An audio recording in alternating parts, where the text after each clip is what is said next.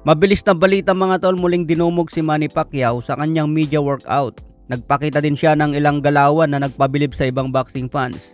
Sa edad na 46 mga tol, nandun pa rin ang kanyang bilis at parang kondisyon na si Pacman. 3 linggo na lang ang kailangan ni Pacman para makuha ang timbang na 147. Sinasabi ng ilan na mukhang kulang ang preparasyon ni Pacman dahil nagsimula ang training camp sa Amerika noong May 20. 2 buwan lang bago ang laban kay Barrios sa July 19.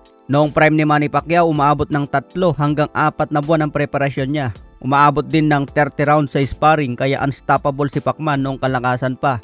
Ngayon edad 46 na mga tol, kaya abangan natin kung ano pa ang kayang ibigay ng ating pambansang kamao. May lakas at bilis pa rin si Pacman mga tol, pero sa mismong laban, ibang usapan na dahil tatamaan na siya ng suntok ng isang napakalaking champion. Kasing tangkad ni Barrios si Antonio Margarito, pero iba ang kalidad ni Pacman na lumaban kay Margarito. Malayong iba na ngayon dahil nabakante pa siya ng 4 na taon. Samantala muling binahagi ni Pacman ang kwento niya kung paano siya nakabasok sa boxing na may halong pandaraya sa timbang at sa edad. Ayon sa kwento ni Pacman sa video ni Marvin Mabait TV, kahit taga Jensan si Pacquiao, hindi pa rin siya kinuha ng Philippine team. Pero tinatalo naman daw ni Pacquiao ang ibang kinuha ng Philippine team. Sabi ni Pacquiao mga tol, ikot natin. Nagsimula ako sa amateur boxing noong 12 taong gulang pa lang ako. Tapos nag-apply ako sa Philippine team na sasali sana sa Olympics pero hindi ako tinanggap. Noong 16 na ang edad ko, doon ko sinabi sa coach ko na parang hindi ako sinuweswerte sa amateur. Kailangan ko ng magdesisyon na maging professional. Pero may malaking problema ako. Para makapasok sa professional, kailangan ay 18 years old ka.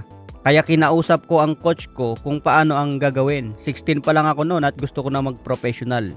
Ginawa raw ni Manny Pacquiao mga tol ang lahat at nagpanggap na 18 anyos na para lang payagan na lumaban sa professional. I-follow up na lang daw ang birth certificate niya basta makalaban sa pro. Ipinaliwanag din ni Manny Pacquiao na mas madali ang mandaya noon dahil mas mabagal ang proseso at wala pang internet kaya nakalusot siya. Dahil wala pang email noon mga tol, sinabi na lang daw ni Manny Pacquiao na i-follow up na lang yung mga kailangang requirements. Pumayag daw ang official at doon nagsimula ang professional debut ni Manny Pacquiao. Pagdating naman sa timbangan, naglagay pa daw si Manny Pacquiao ng pabigat sa bulsa para lang umabot sa minimum na timbang at natuloy na nga ang unang laban sa pro. Ngayon dahil sa sobrang ganda raw ng performance ni Manny Pacquiao, nakalimutan na ng mga official ang tungkol sa papeles niya na follow up sana. At ang kasunod dito mga tol ay kasaysayan na at history ng isang 8th Division World Champion. At ngayon pinakamayamang champion na sa Pilipinas at isang ganap na Hall of Fame.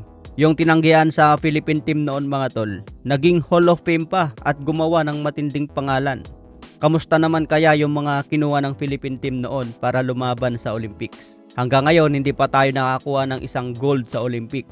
Kung pinagbigyan sana si Manny Pacquiao noon mga tol, sa tingin nyo makakasungkit ba siya ng isang gold?